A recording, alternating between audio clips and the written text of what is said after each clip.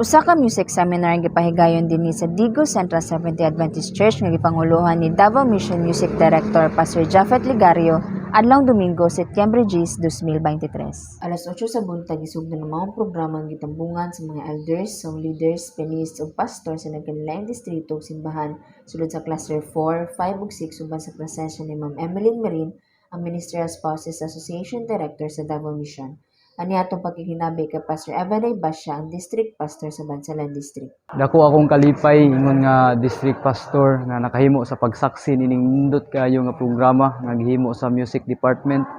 gikan sa Davao Mission pinanguluhan ni Mami Rin ug ingon usab ni Pastor Japhet Ligario nga maingon nga ang mao nga programa naghatod sa paghatag payud og dugang kadasigon labi na gyud sa kasulimni sa ato nga pagsimba diha sa Ginoo ug sa mga programa nga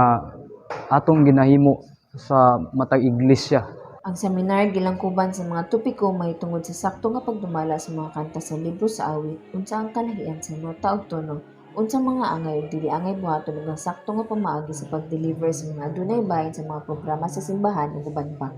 Aniya si Elder Jesse James Barry. Ang ato ikaingon sa ato nga gihimong seminar diri sa Central Digos, dako kay katabang alang sa mga kaigsunan o sa mga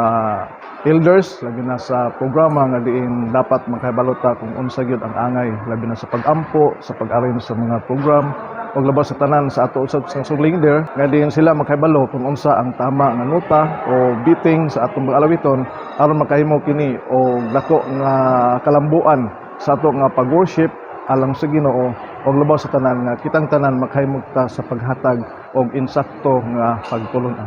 Malipay ng mga kaigsuunan sa sadya nga pag-esplika ni Pastor Ligario sa mga topiko ug sila madasigon nga mipartisipar o nagsikanta hangtod pagkahapon. Ato ang madungog si Pastor Japhet Ligario. I was also blessed sa atong music workshop and seminar and church decorum dinhi sa Digo Central nga ang mga constituents nato mao sa clusters 4, 5, and 6 tungod sa ilang mainiton